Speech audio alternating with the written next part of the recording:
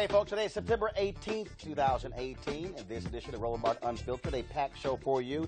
We have updates on the Botham Shawn case out of Dallas, of course, where they're still investigating that particular case where Amber Geiger, a Dallas police officer, shot and killed him in his own apartment. Also, we'll have an update on the Laquan McDonald trial happening in Chicago. Plus, a white politician, no, seriously, and a white pastor in Texas speaking out on cops killing our young men. Really? Also, a black cop in New York totally cussed out by a white man. She wasn't even fazed. And guess what? He's still living. See what happens if you're a white cop? You don't have to kill people for cussing you out. Judge Brett Kavanaugh's Supreme Court nomination headed to the same land of Clarence Thomas and Anita Hill territory. They're going to be testifying together on Monday, live on television. We'll talk about that with Barbara Armand of the Transformative Justice Coalition. Also, our Stuck on Stupid Person of the Week, a racist superintendent in Texas who says that, damn it, you can't trust a black NFL quarterback. Like you can play some ball. Also, Pastor Jamal Bryant is down with Nike and Colin Kaepernick, but he doesn't want black folks buying the gear. He says we should be buying stock, something I've advocated for years. We'll also talk with Eric Dickerson, who is demanding, along with other Hall of Fame players, that the NFL provide them insurance as well as a stipend. Folks, it's time to bring the funk on Roland Martin Unfiltered. Let's go. He's got it. Whatever the biz, he's on it. Whatever it is, he's got the scoop, the fact, the find. And when it breaks, he's right on time and it's rolling. Best believe he's knowing.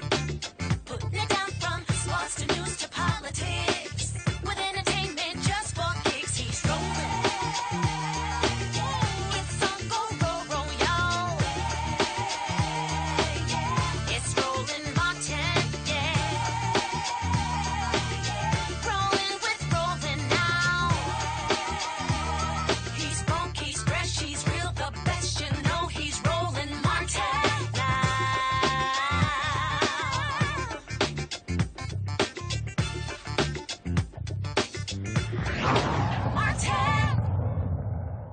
All right, folks, updates on two trials, first of all, cases we're covering. First off, in Chicago, where Jason Van Dyke, Chicago police officer, he is on trial for the shooting death of Laquan McDonald. And so prosecutors have been, of course, leading that particular case as we speak. And, of course, they say publicly that race played a factor in the shooting. Of course, they noted that Van Dyke knew nothing about McDonald, other than that he was black. Now, Special Prosecutor Joseph McMahon told the jury, quote, what he did know, what he did see was a black boy walking down the street having the audacity to ignore the police. Now, police officers involved have maintained that McDonald had a knife, but a civilian witness told the jury today he never saw any knife. In addition, you remember, it was Van Dyke and other officers who said that Laquan McDonald was charging at them, yet when the dash cam video footage was finally released, we saw for ourselves that that was not the case. He was not charging them, actually was running away from Van Dyke. We also know that he emptied 16 rounds into McDonald and tried to reload, but it was his partner who stopped him, saying, we got this. And so, of course, that trial is taking place in Chicago as we speak, and so every day we certainly will offer you an update on what's happening there. Now let's go to Dallas, where we have now reached a point where people are protesting the police killing of Botham Jean. Of course, he was shot and killed in his own apartment. Now, what's unbelievable here is that, again, you have many folks who are out there, a lot of African Americans, of course, who are protesting, wanting justice in this particular case, but also you have white clergy, as well as Beto ORourke, who is running for the United States Senate from Texas, who are also speaking out on the killing of Shawn. Be in this day and age, in this very year, in this community, that a young man, African American, in his own apartment, is shot and killed by a police officer. And when we all want justice and the facts and the information to make an informed decision, what is released to the public? That he had a small amount of marijuana in his kitchen. How can that be just in this country? How can we continue to lose the lives of United States of America at the hands of white police officers. That is not justice. That is not us.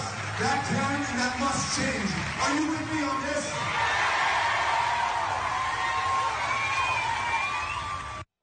All right, folks, and of course, Beto ORourke is facing incumbent Senator Ted Cruz.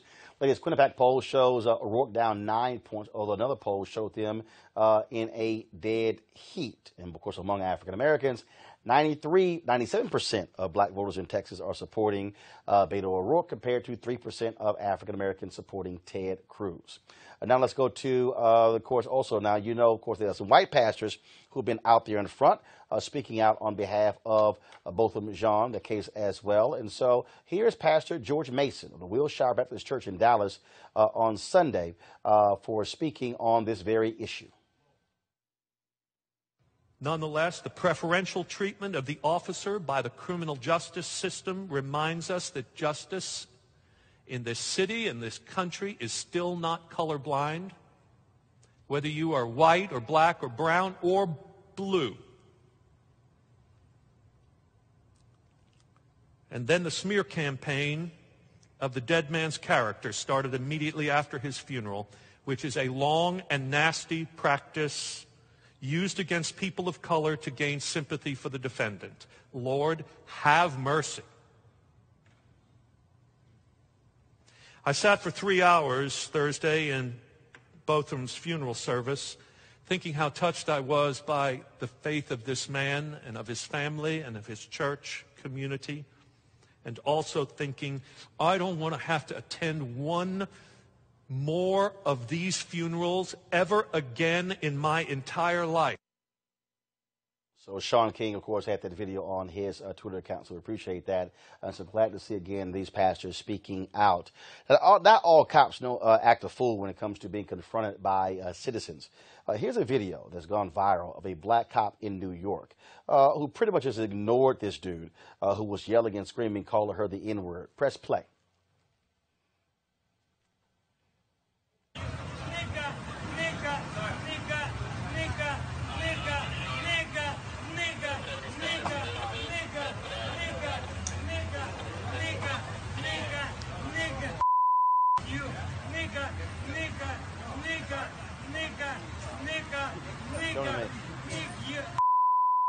And y'all see that sister is completely unbothered. She's standing there ignoring the dude because she's saying, you know, you about to go to jail. And see, again, that's the case. But trust me, when you see other video, if that was a black guy cussed out a white cop, I don't think we'll be seeing that sort of same reaction.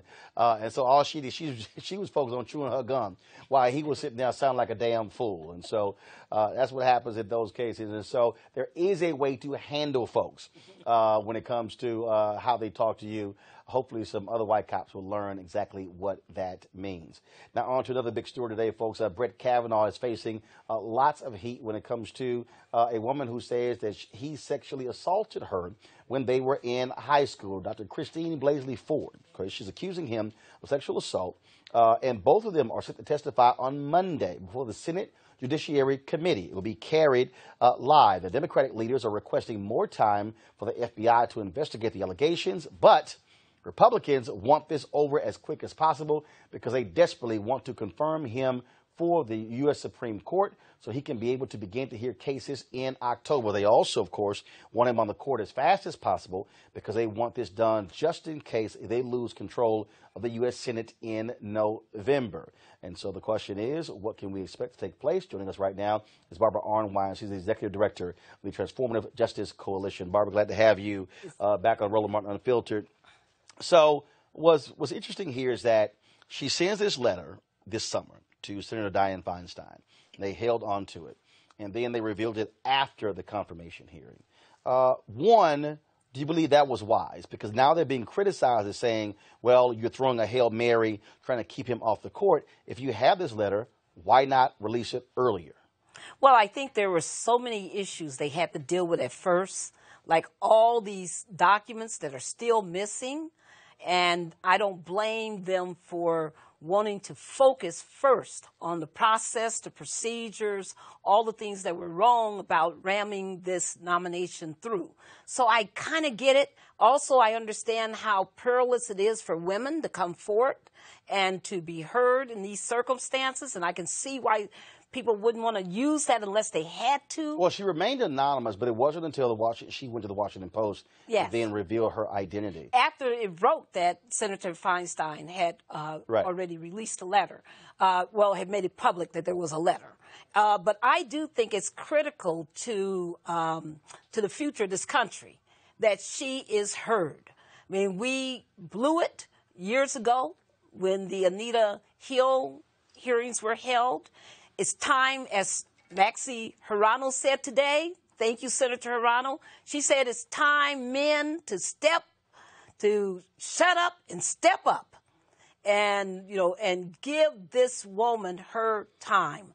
I really believe that this situation is serious. I think that we're going to find that this is not a made-up charge. She's not, quote, hysterical and forgetting who raped her, tried to rape her. Women remember these things.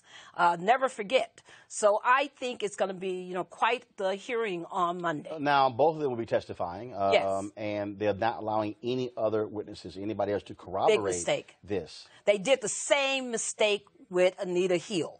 Remember, there was a witness who wanted to testify about Clarence Thomas's behavior. They would not allow her to testify. That was a big mistake, and Joe Biden has even apologized for his role in squashing that witness. So I think that's a mistake. I think Mark Judd, who was there, tried to participate in this rape, that he ought to be subpoenaed. I think the FBI should investigate thoroughly before there is the hearing on Monday. I think that if they have the hearing on Monday, they're going to have another one after the FBI does a thorough investigation. These are really serious charges. And what do you say to the folks who say that, look, this was high school. You have this organization that's also supporting this nomination. A spokeswoman was on television earlier today saying this could have simply been horseplay. Listen, horseplay, rape is never horseplay. People come up with every excuse they can. Well, in this case, she's alleging it was attempted rape. It was attempted rape. But he was doing everything he could to rape her. It was only because he was so drunk and his friend Mark Judd was just as drunk that they couldn't pull it off. But they were serious. I mean, remember, they take her into a room, shut the door, put his hands over her mouth, turn the music up so that she cannot be heard. This was not some little horseplay. But this is the issue that we're dealing with. The issue we're dealing with is there are notes from a therapist where there was no mention of this in those particular notes. It comes down to what evidence do you have? Well, actually, what can you actually prove? I mean, you're going to have two people testifying, her account, his account. What do you have to prove that it actually happened or didn't happen? And what are we now left with? Two folks testifying? Well, we have two things. When she was in the couples therapy in 2012, she talked about this. It came up then. She had no reason in 2012 to talk about this. She also has, told her family, told her husband. So it's not as if this was something that all of a sudden she just had some kind of recovered recollection at the last second. This woman has been trying to deal with the injury, the harm, and the damage done to her by his actions. I think that no matter what people think, if you think you can somehow squash this the way women think now, after Me Too, after this president and 19 allegations against him and nothing's been done about it, I think that it's a political calculation of suicide for the GOP to believe that they can somehow just say, oh, it's about a youthful indiscretion. Women don't want to hear that. Well, one of the issues you have 13 Republicans. You don't have any women on that committee. Right. So the question then becomes, will Susan Collins, will Lisa Murkowski, will Marsha Blackburn, will any other of these folks who are senators, will they actually believe her over him and vote against him? Will they stand up finally for women? I mean, you cannot keep saying I am for women and vote against everything that would help women. They need to really show us who they are, because women are getting to the point now where we just won't vote for someone just because she's a woman. We want her politics to reflect those that are in the best interest of all women. All right, then. Barbara Armand, we surely appreciate it. Thank you so very much. Going to go to a break. When we come back, we're going to get a couple of thoughts on this from our panelists, as well as we'll talk about this superintendent out of Texas who, what the hell is he thinking, posting on Facebook that you can't trust black quarterbacks? Now he's apologizing, but I don't give a damn. He's still our stuck-on stupid person of the week. We're back at Roland Martin Unfiltered in a moment.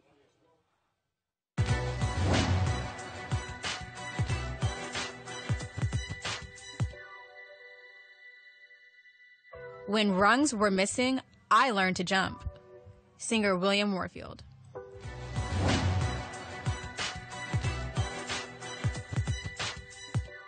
Let's go. All right, folks. Again, we have, of course, the Brett Kavanaugh confirmation hearing that's still going on. We thought this thing was over. We thought it was over. But the reality is it is not. On Monday, as I said, you're going to have his accuser, Dr. Ford, as well as Brett Kavanaugh, testifying before the Senate Judiciary Committee. All eyes will be on them in many ways to just remind us, of course, of the contentious hearings dealing with Anita Hill and Clarence Thomas. And it causes folks to have to ask the question, had Anita Hill hearings been done differently, had you had women involved, would that have made a difference? And so we're seeing that again, where Republicans are now having to contend with that. Many of their supporters who are saying this is a waste of time. It shouldn't even be brought up, whereas you have Democrats who are saying, no, it should be a part of the conversation. And so right now I want to bring up our panel to talk about this here, to get their thoughts and perspective on this and a whole bunch of other issues that we have. First, on the far right of mine, we have Deborah Simmons. She is senior correspondent for the Washington Times. We also have, of course, on our panel, Spencer Overton, president for the Joint Center for Political and Economic Studies, and Tiffany Lofton. She, of course, she is the head of the College and Youth Division of the NAACP. Deborah, I'll start with you. Should she testify? Woman accusing Brett Kavanaugh. If the committee wants her to testify, she should testify, as should Judge Kavanaugh. The thing is, the last thing I saw before I left the newsroom is that she has not agreed to testify yet. Which is interesting at a last moment notice like this. But look, the other thing is that it doesn't matter how many women are on the Senate panel, how many women are not, whether this was, what age they were, anything like that. Sexual assaults and rape are always serious. And I hardly want to throw salt into the wounds of any person who's ever been sexually assaulted or raped. But if you look at the timeline of events, it does raise a lot of questions. When you say the timeline, what do you mean? The timeline of when it reportedly happened. Right. When she reportedly first came first to even let her husband know it had happened, and her therapist, the couples therapist, family therapist, or what you have, and the rest of her family, when she first handed this information over to somebody who then handed it over to Senator Feinstein. Okay, I'm going to take this out for a second. Go ahead, no problem. And then Senator Feinstein decided to hand the information over to federal authorities. That's the timeline we're dealing with here. And it doesn't matter what the offense is supposed to be, but when you're prosecuting a crime, you have to have evidence and not just he said, she said. But this isn't. Is the question boxers or briefs? I mean, yeah, but this isn't a crime. The standard is not beyond a reasonable doubt. The question is, should this person be on the highest court in the land? In terms of the timeline, I don't see anything wrong. But you can't answer that question with a no unless you have evidence as to why he or she shouldn't be on the bench. She is a witness. That is evidence, and it is incumbent upon him to respond just saying to that something evidence. is evidence. Say I'm not going to employ this person. You know, we do not need DNA. I just wanted to get that clear. We don't need text. We don't need video to lock brothers up for years. We've got to have those things to come here to say that this person should not be on the U.S. Supreme Court. But not just somebody who said they did something. Well, we've got her note from 2012. This is before Kavanaugh is even named. She brought this forward before he was even nominated. If the bar is lower than what a criminal court would look at, that's my point. This isn't a criminal court. That's my point. So why it's a much lower. It's and a of much course, lower I think bar. she should testify. This is the interesting part. I agree. She should testify. I do hope, to answer your question, that she actually does come and testify on Monday. I think it's super important, not only because of Judge Kavanaugh, but also because when we talk about the Me Too movement, when we talk about survivors and victims of sexual assault, it is important that in the culture of America today, we are no longer afraid of being able to put on blast and share the traumatizing stories that have happened in our communities, and to women and to men and to LGBTQ folks identified alike. So yes, she should absolutely testify on Monday. In terms of the actual case, and it was interesting watching this conversation, I disagree. Looking at a room full of white men who are going to make the decision for Anita Hill, who made the decision for Anita Hill, and now looking at a group of men who are going to also make that decision, they have already put in doubt her story and her testimony. So I think that it is important that we have diversity in these spaces moving forward, especially with elections, because this is not a judge, this is not a Supreme Court case, this is not a criminal case that's being taken place. This is a committee meeting to appoint a federal judge. So it's actually really important that we do have diversity of folks that are on that committee, because then they can also have different perspectives on how they're going to view it. They have already put in doubt and in jeopardy. And it's interesting to watch the conversation between our communities have this debate. Well, it's too late that she put her letter out, or it's perfect timing because they're about to appoint Judge Kavanaugh, or is her story true because she doesn't have evidence? And I think that none of that actually matters at this moment, that if somebody comes out because they have an actual story that they need to tell about a traumatizing sexual assault or possible rape case that happened to them, then we should be able to take that seriously when it happens. Now, if it's false and it doesn't, you know what I'm saying, and it was a lie or whatever it was, because that's possible, then we'll deal with that in the case. Well, here's but the it's question, a hearing right now, not a case. The question, though, is how do we even establish that it's false? How do we establish that it's true? At this moment, we can't. All we can do is wait for her to come and testify on Monday and hope that when she testifies, she shares the story that she actually has, and then the committee is allowed to make the decision on Judge Kavanaugh. So with what her story. so Spencer, Deborah, what we're left with, it really comes down to who sounds more credible when they testify. Because if you don't have anything, like, it's different if this was a situation where after it happened, she immediately told a friend. Right. You don't have that. Right. It's different if it happened and I immediately called the police, or it happened at a school. I immediately told a teacher. I told someone at this happened. That's way different. Yep. So, but she did tell her therapist in 2012 about this incident, so it wasn't like she just came up with this. That's number one. And number two, this notion that people suppress some of the worst thing that's ever happened to them, or one of the worst things that has ever happened to them, that is no surprise. People are embarrassed of things even though they had nothing to do with it, even though they're not at fault at all. So if you're a United States Senator, again, you're left with, Deborah, again, who do I believe? And so at the end of the day, when Monday comes, and if she does agree to testify, what you're going to be left with is, I'm going to listen to her, I'm going to listen to him, and now I got to decide who do I think, frankly, is more credible. He said, she said, from the title of a TV show a long, long time ago, look, you don't, just telling your story is not substantive enough. You have to tell facts. And he has to be given, he being Judge Kavanaugh, the opportunity to dispute this fact. If somebody's sitting up there telling a whole bunch of lies about you, how can you? Wait a minute. It's a lie. Because I'm just saying. We have to assume everything, because nobody's testified yet before Congress. Right. But if somebody's telling a bunch of lies, how do you negate that? Other than to keep saying that's not true. I didn't do that. That's not true. I didn't do that. So let's also just think about this from a motives standpoint, right, Roland?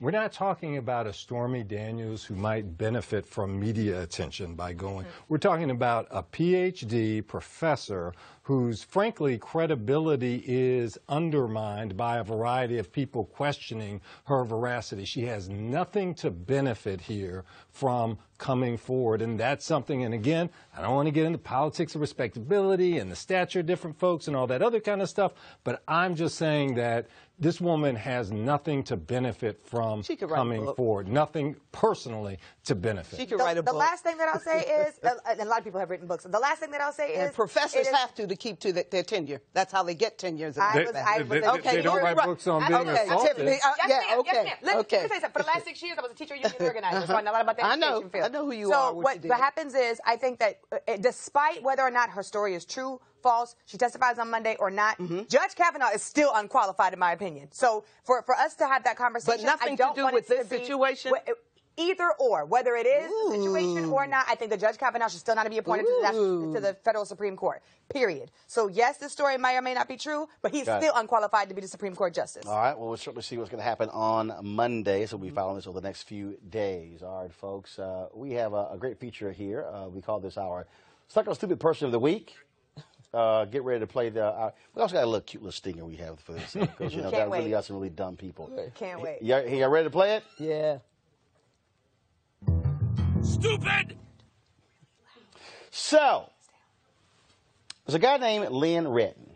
He is the superintendent of the Onalaska School District in Texas. It is about 100 miles from Houston. He was watching the Houston Texans play Tennessee Titans on Sunday, and at the end of the game, Deshaun Watson, quarterback for the Texans, made a boneheaded play, throwing a late-game interception. He could have easily ran for 20-odd yards and attempted a game-tying field goal, but instead he threw an INT. Well, Lynn was on the Houston Chronicle Facebook page, and there was a guy who actually made a particular comment on the Facebook page about that particular play, and Lynn decided to actually comment by saying that, you know, you can't trust black quarterbacks. Now, he thought it was a private comment. He didn't realize he was on the public Facebook page of the largest newspaper in the Southwest United States. After he got busted and took screenshots, of course, he apologized profusely. And then in an interview with the Houston Chronicle, he tried to even suggest that there are stats to back up his theory that blacks have not been successful in the NFL. Now, of course, you've had Doug Williams, who was Super Bowl MVP, leading Washington to a Super Bowl. Of course, Russell Wilson was quarterback for the Seattle Seahawks and led them to one Super Bowl, and of course, they barely lost a second Super Bowl. I do recall there was a guy named Steve McNair, of course, who lost on a last second. His guy was stopped on the 1-yard line against the Rams. I can go on and on. Colin Kaepernick, he, of course, led his team to the Super Bowl. We can go on and on and on. So this idea that somehow you can't trust black quarterbacks, kind of insane, because I do recall Donovan McNabb led his team to the Super Bowl, and they actually lost in the Super Bowl. I do recall any number of other players. I could talk about Randall Cunningham. We can talk about Michael Vick. Come on. I mean, we can go on and on. And so poor little Lynn. Now, I called the school district today. Lynn didn't show up. Oh. It's no shock he didn't come to work today. Tim took a sick day. But the real deal is, to our panel here, the real deal here is he's mad because he got busted. Right. So to say, oh, my God, I should have never posted this. What was I thinking? You were thinking what the hell you typed. Right. This is what you believe, and I'm sorry. This is a person who should lose his job because he has no business being over our children, because if that is your view, it can come through what you do every day. Spencer, and there needs to just be some remorse. Hey, I'm sorry. Not defense of, well, you know, if you look at the numbers, this is what bears out, so this isn't racist. Well, actually, the definition of racism is that you say the reason this person missed is because they're black. And he didn't even apologize because he said, I'm sorry, it was posted. It was not that I said it. Not that I said it. And I'm apologizing. That's how I was thinking. I'm sorry I got caught. So it's interesting because in the article that I read, he said that he meant it to be like a Facebook, like personal message, like direct message, and then he realized it was a post. And I haven't been on Facebook in a while. Mine's actually deactivated. But what I know for sure is the difference between posting to your actual wall and sending a direct message to a friend. His quote was, when you need precision decision-making, you can't count on a black quarterback. And I said, Now, you're prejudiced. Now, you break that. Now, you break that. Said sorry. That was now, you break that down. And see, again, look, the reason I appreciate technology is because it is exposing The real bigots for who they are. Absolutely. Yes. All the videos we're Uncovering capturing everybody. people, all the folks who are making comments, that's what it's doing. Right. And so, dude, you simply reveal who you actually are, which means that you could take that same thought process when it comes to you hiring folks for the school district. Right. You will have the exact same view when it comes to principals and when it comes to teachers. And that's exactly Athletic what... director. Yeah, that's what I'm saying. No, but across the board. The bottom line is, this is him showing exactly who he is. Yeah. Right. He's uncovered. Look, here's the other thing. When I saw the first name Lynn, I was like, ooh, L-Y-N, Lynn with 2 N's? Is he mad at, his mom and daddy for giving him a name that usually belongs to a girl? Who exactly is he angry at? Is it his fault that the Texans aren't doing? Whose fault is it that the Texans aren't doing? We really want to be honest. Bill O'Brien sucks as a head coach. Me, of course, being a native of Houston, he had no business he had no business getting a contract extension last year. He's absolutely awful because he has no late game management whatsoever. He also was idiotic by not playing Deshaun Watson in the preseason, coming off an ACL injury when you might have had him get some reps in the preseason. That's a whole. So the coach thinks no better than the quarterback. No. The bottom line is the coach is idiotic. But here's the piece: white boys throw interceptions. Nathan Peterman last year threw 5 interceptions in the first half alone. That's sad. But the fact that this superintendent, and again, what I need people to understand, these are the judgments that some people make against black people every single day. Not just in sports. In the workplace, in many areas. And so one guy throws an interception, and now that's, can't trust these black quarterbacks. And history is also there because, and the reason that's important is because for decades, even though you're celebrating, this is the 98th year of the NFL, what you're dealing with is you've had coaches who for years would not play black quarterbacks because they said they didn't have the intelligence, they couldn't read the defenses. They came up with all these excuses. What this guy's doing is simply exhibiting what NFL owners and coaches thought for decades. Right, and it's not just football, right? This guy is the superintendent of a school system. It invades and pervades our school systems when we talk about kids not taking a risk or not going out there because the assumption is they're going to fail. They're black and they're going to fail. Right. They're no good. There are Yep. There are implications beyond this context. Right. And that's why I think, again, that whole thing is important. Now, let's go to another sports story where the WNBA Seattle Storm, they won another WNBA title, and they made it perfectly clear, we ain't trying to go see Donald Trump. Of course, we know many other professional teams have made it clear they don't want to visit the White House. Of course, the Golden State Warriors made that perfectly clear. Then Trump disinvited them, which is kind of crazy because you can't disinvite somebody who already said, I ain't coming. And then, of course, we saw where the Houston Astros, where most of their whole team went to go see Donald Trump. I don't know why in the hell they went. Maybe because our colors are blue and orange and he's orange. That could be it. And then, of course, you also have some NFL players with the Philadelphia Eagles. And the Eagles, as a team, did not go. And when only a handful of players were going to show up, Trump rescinded their invitation. Bottom line, they don't nobody want to see with him. And so the Seattle Storm have made it perfectly clear they have no interest in going. Folks, it's clear. It's supposed to be seen as a reward. In fact, the South Carolina women's basketball team who won the national championship made it clear we ain't trying to go either. That's not a reward. Well, no. Over the years, years, it was considered a reward to go to the White House. But bottom line is, don't nobody want to be seen with this dude, Deborah. That's not a reward.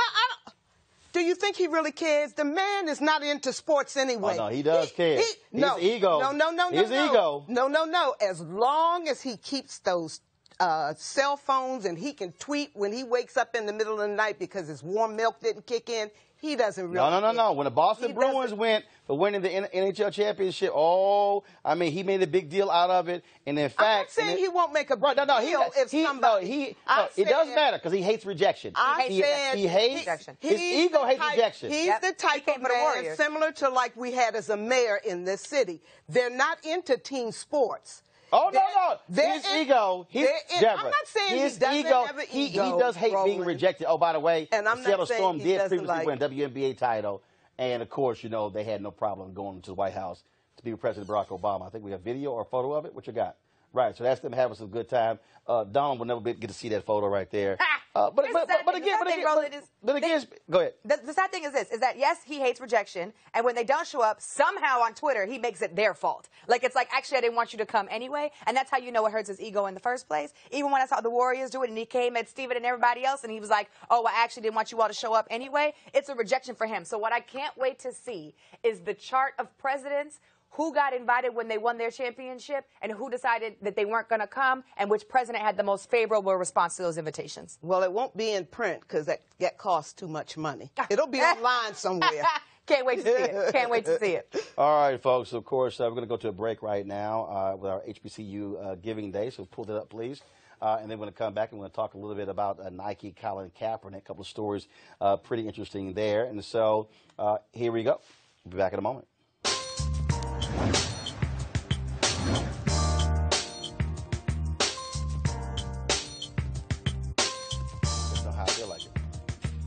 All right, folks, this New Orleans, Dyke University is our HBCU Giving Day School of the Day. Of course, their website, www.dillard.edu. Alpha Band there is their president, Dr. Kimbrough. So we'll certainly appreciate that. If you want to support Dyke University, please give to them at dillard.edu. Speaking of giving, lots of love and giving last night on the Emmys red carpet, where, of course, Nike was front and center thanks to the vivacious one, Jennifer Lewis.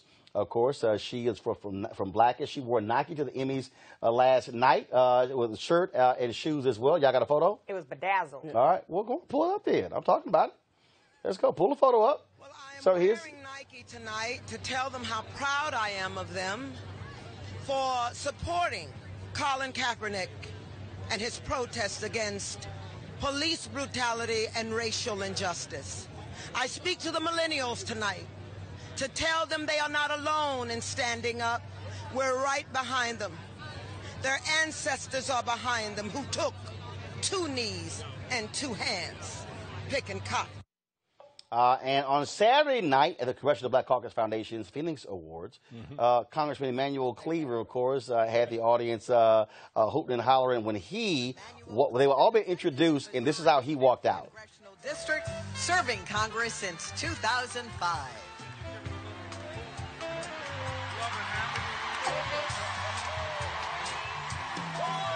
So he put on, of course, a pair of Nike shoes as well as the backpack as well. Statements being made by our people. I think it's beautiful. I think it's powerful. Obviously, Nike was intentional because they knew the sales would go up. I'm still upset about the mayor in Kenner, Louisiana, who decided that he wasn't going to buy or ask anybody else in his city to purchase Nike products. I think that's ridiculous and ignorant and stupid. Since this is unfiltered, I can say that. And I want to continue to see folks not only show up with the brand of Nike because it's cool, but also put their shoes, put their backpacks, put their hashtags, and put their post online where their mouth is by being able to donate to organizations that are actually doing this work. And we've seen folks like my brother Van Lathan and Shawn King and Angela Ryan, other folks tell people, yes, we want to support Nike, but it's really important to endorse and support these grassroots organizations that are fighting against racial injustice and police brutality every day. Nike is a great brand, but they ain't doing that work every day.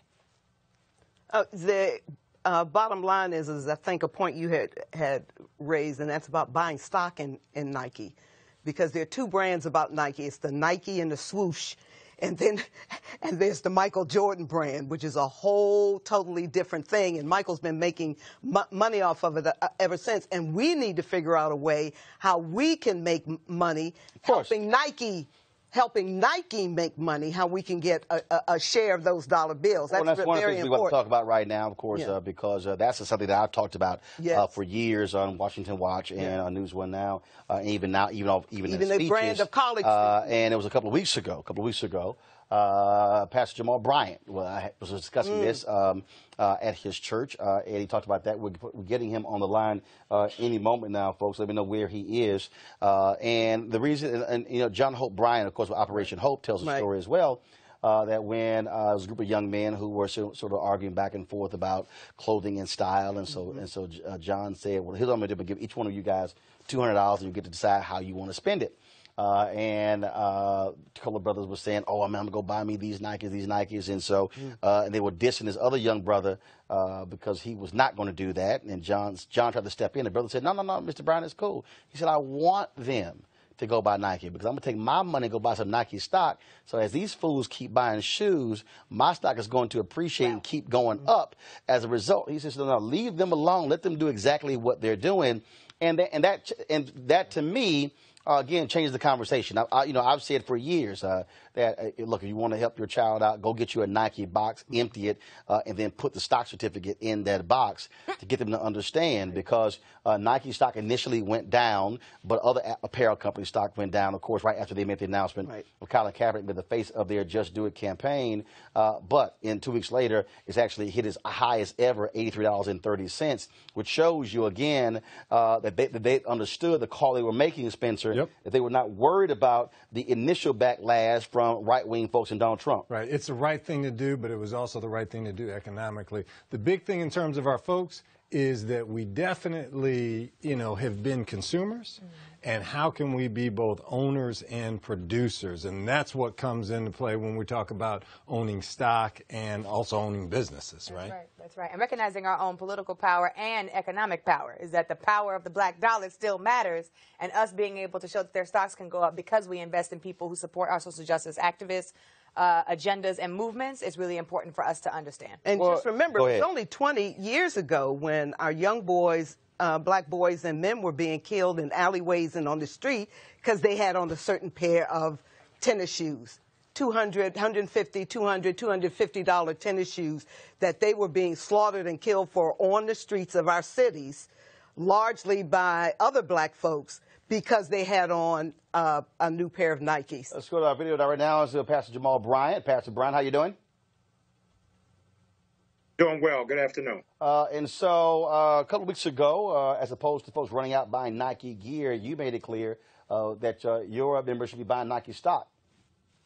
Absolutely. I think that when you put into perspective that black Americans are the nation's #1 consumers, but the least in terms of investors of any ethnicity, we had to change the narrative.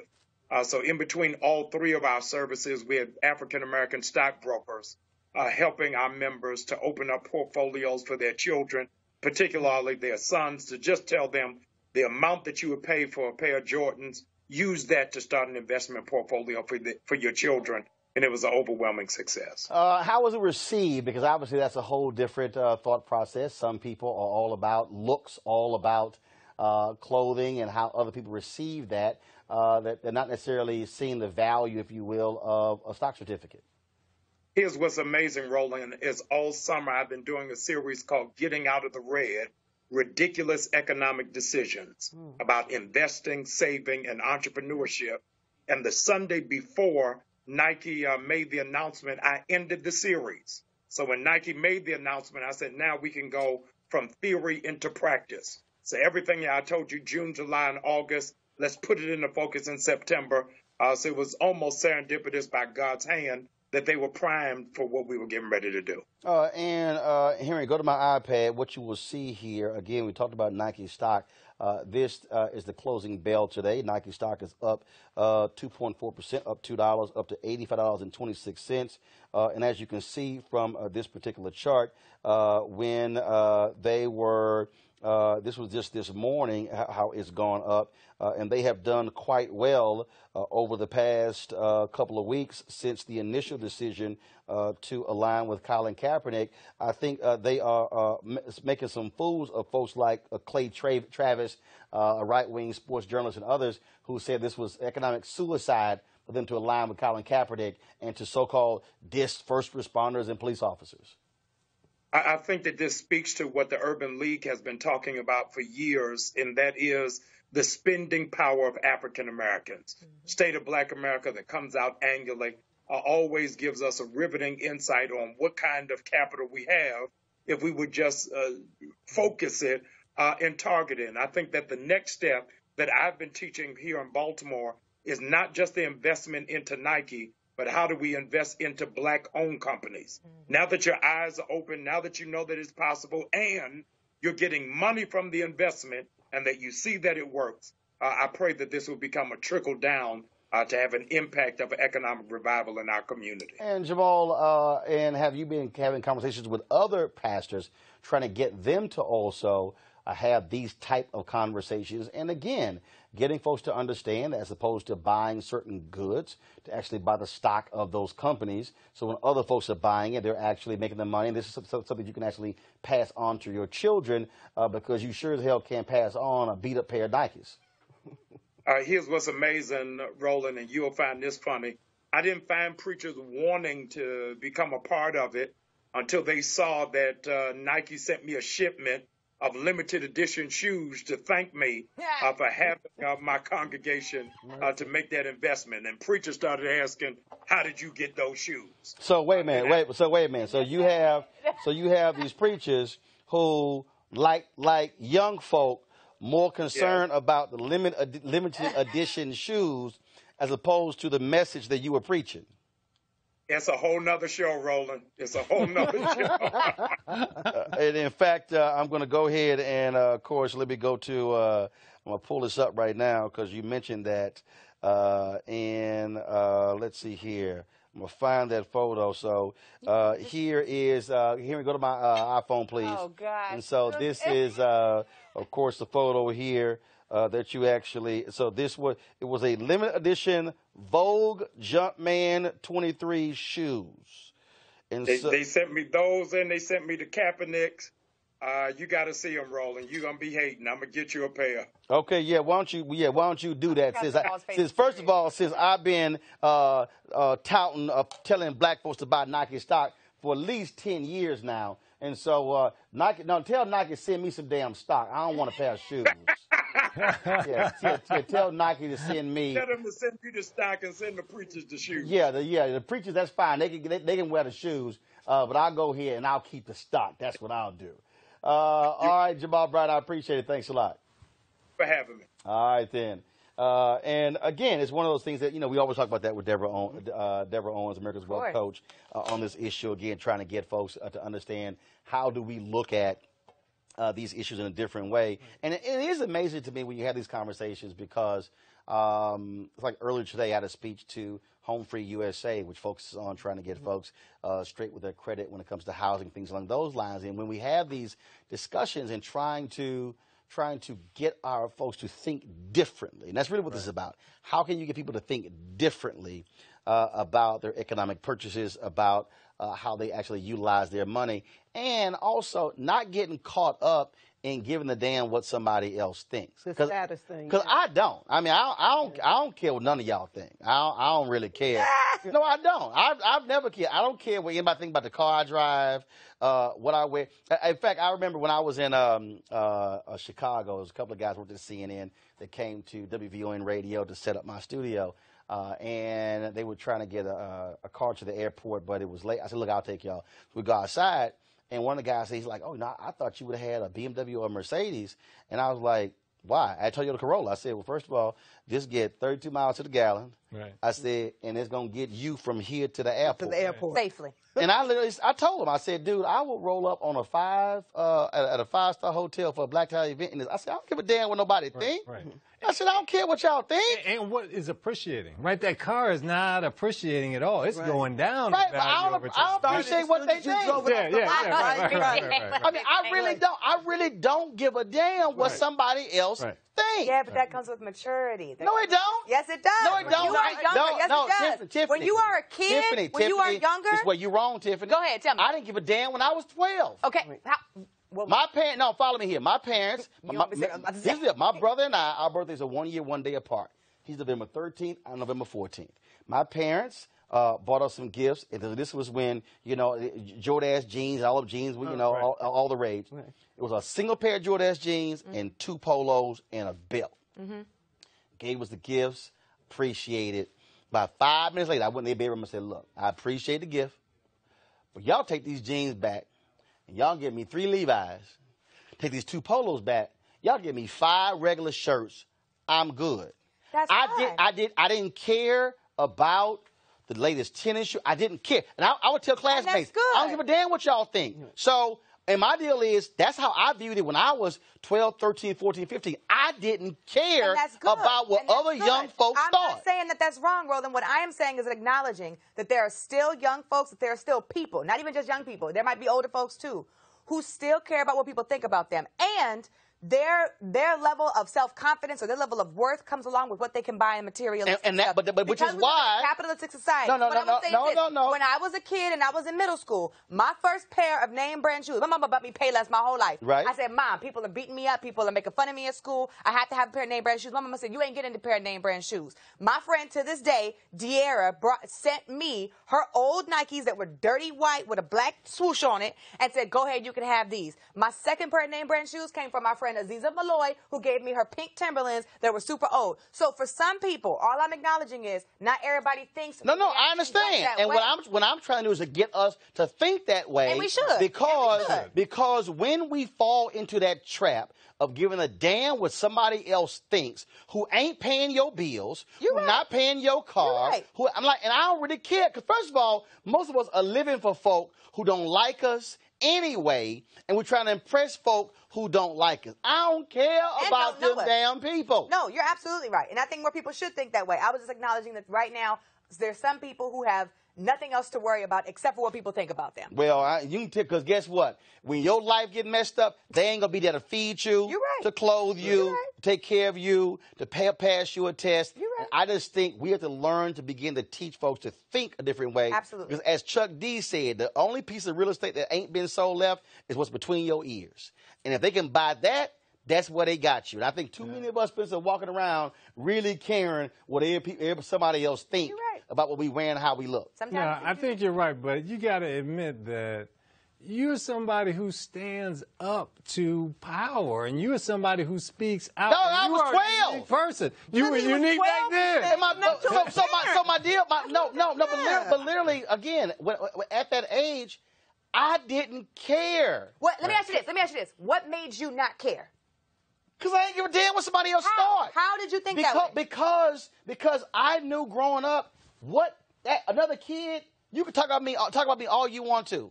Knock yourself out. Look, I got people right now who come on my Instagram page, say, man, you just need to cut your hair. I'm like, I don't give a damn about my damn hair. No, but follow me here. They're walking around worried about stuff because it's what somebody else is thinking. Right. And what we have to do is we have to reprogram people.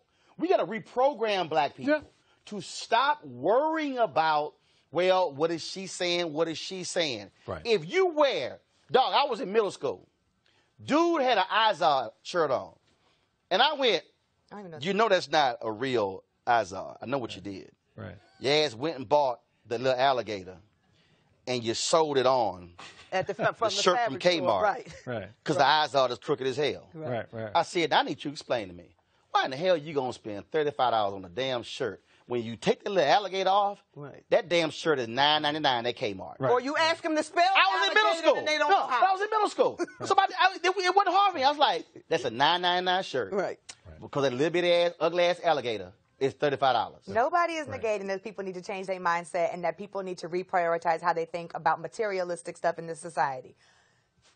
And we need to continue to do that. Like, I can't deal with the people who got a $45,000 car and they got an apartment. Right. Hey. I'm just saying, I can't deal with somebody walking around with some Louboutins, but they ass renting. I can't deal with that. This is true. People like that all over the world. Hold on now. That's all they can get. Just a second. We agree with you. Yeah, we agree. There's also there's a reason our folks have pit bulls or there's certain things we're compensating for with this stuff, right? And so I agree with you in terms of facts and where we need to go. Right, but it's also a reality here. We got to address it. No. I don't want to address the reality. Right. I want to change the reality. True. Yep. I want us to literally begin to redefine what matters, and that ain't got nothing to do with because now there's somebody out there. Let me go ahead and break this down. There's somebody sitting there right now, and they like, oh yeah, but see, you probably came from this environment. Hell no. Mama didn't go to college. Daddy didn't go to college. Mom and Daddy never combined made more than $50,000 a year and had 5 kids. I could stand on my damn porch in Clinton Park and look to my right and see the DEA and the FBI and the Houston Police Department taking down crack houses. So if y'all try that little bullshit y'all want to, somehow thinking that, oh, you come from a different background, no. But the difference was I had parents and grandparents who established worth that was internal, it wasn't external. Yep. And what I'm saying is we have to have more of that where we are not so caught up in trying to keep up with the Joneses when we out of breath trying to keep up with them, Deborah. Or assuming it's going to happen in public schools. It ain't going to happen there either. You have to do it. You have to start in the home the way my parents would line us up, tell us we're going to the store. Roland's getting a coat. Tiffany's getting a pair of shoes. We can't deal with Spencer right now, and don't you ask for nothing.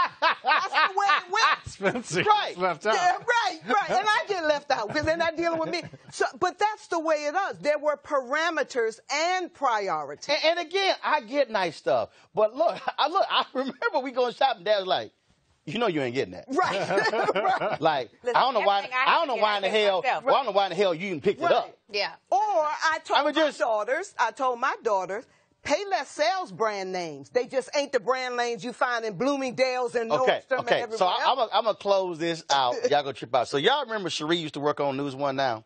Okay. So Cherie was all about Nikes. She was like the queen of brands. So I'm sitting in the office one day. I got on this pair of white starter tennis shoes. So here's what happened. I went to the Houston, Texas, Baltimore Ravens game. I'm driving in sandals. We get to the stadium. Damn, I ain't got my white tennis shoes. So I'm like, well, I ain't driving back to Virginia because that's about an hour and 20 minutes. So I'm like, it's 10:30 on a Sunday morning. What's open? Walmart. So you 24-hour Walmart. It's open, right. It's open. Right. So I walk in now. I got one mission: a pair of white tennis shoes. I don't give a damn. New Balance, whatever the hell. I'm looking for white. I'm looking for cheap. $24.99 made the cut. So buy them. So I'm in there. She's like, I can't believe you got these starters on. I'm like, guess what? They were white and they comfortable. And I don't give a damn what you think. Now, she had this collection of Nikes in her apartment. She was a purist, huh? She had this collection, okay? She watching this right now. Like a bunch of Nike collection. They broke into her apartment, stole her laptop, all her stuff, and her Nike collection. The girl was heartbroken.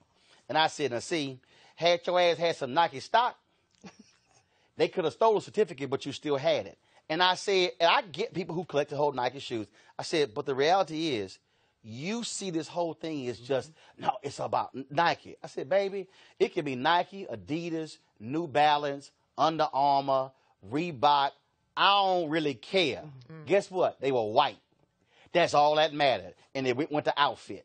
And I just say, and I really don't care what you think. And I had my feet propped up, and I'm like, and I ain't embarrassed. You just walk your ass right on by because I don't care. Because I just really don't. I can't live for other people and how they view the world as that somehow that's going to determine what my life is going to be about. Right. Well, that's a telling story because then the criminals decided to go into her house and steal all Nikes anyway, and that tells you that people and it happened twice. And people still care about going into other people's houses and stealing Nikes. Right. So Nikes is it's all brand name, it's all materialistic, it's all capitalism, it's all everything. And knock yourself out. But the bottom line is, I got plus the other deal is like I never. Hey, you got to be ignorant as hell anyway to pay all that damn money for a pair of tennis shoes. For a pair of tennis shoes. Do you think, Spencer, what's the most you'll pay for a pair of tennis shoes? Don't ask me that question. $70. That's what I'm right. I ain't never. Skip me. Now, hell, I done paid for $200 for a pair of golf shoes. Right. But that's different because they got spikes. Performance. And it's performance. But I just ain't doing it. But again, it's just one of those things that I think for us, is how we redefine what's important. And so we're going to work on Tiffany because, you know, she Miss Brand herself. What are you talking? Nothing I have on right now is Brand. First of all, you just name Brand anyway. That's just, you know, that's just your whole countenance. Oh, my God. Nothing I have on right now is, Michael, this is Fossil. Okay. We running down brand. Aldo. They ain't paying us, so he can get no shout outs. I know ain't no free shout outs. They can send me a box like they did Jamal Bryant. yeah, there you go. Because if I was Jamal, I had them bad boys on eBay. All right, y'all. We appreciate everybody for watching. Don't forget, folks, you want to join our Bring the Funk fan club. You know what? We got some charter members. Let me read those. Pass the list to me, please. So here are the folks who've actually given to our fan club. I want to give a shout to some of these names. Let me start with Jonathan Boyd, Jorge Delgado, Jose Alfonso, Joseph Jackson, Joseph Mayfield, Joseph Mills, Joyce Moore, Joyce Rivers Miller, Joycelyn Spite, Julius Payne. We also have Jamoki Arjikai, K. Zahira Sultan, Kanisha Atkins, Karen Burrell, Karen Cox, Karen Gilliam, Karen Winston, Karima Cafe Emporium, Casey Statham, Kathy A. Anderson, Kathy Basie, Katina Davis, Keedrick Person, Kelly Gillespie, Kelly Green, Kelly Sparrow, Kendra Prevost, Kenneth Sharif, Kenyetta Cheesebarrow. I want to thank all of them, of course, for being members of Bring the Funk fan club. If you want to support this show, go to RolandMartinUnfiltered.com, RolandMartinUnfiltered.com, and you can be one of our contributors. You can pay via PayPal or via Square, and you can do an annual payment for our fan club, or, of course, a one-time payment. So I want to thank everybody for supporting the show. Remember, Bills is here. Conversation we having, for us, by us, black folks talking about these issues. You ain't gonna see this on any other networks, because they might have one or two of us on the network, but they ain't gonna put four of us on at one time unless it's a really big black story. It's amazing how they can find black people in plentiful. All 4 or 6 boxes, all black. You ever see that happen? You know it's a really big black story. All right, folks. Of course, we're gonna restream the show here at 10 p.m., 2 a.m., 6 a.m., and 10 a.m. as well. We're on Facebook, Periscope, and YouTube. Be sure to share these videos, pass them around, tell your friends to follow us as well, because we want to be able to show advertisers that our news matters and our people support us.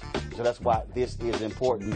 This is the blackest show you will find on television, on digital as well, and that's all by design. I'll see you guys tomorrow. Roland Martin Unfiltered. Holla!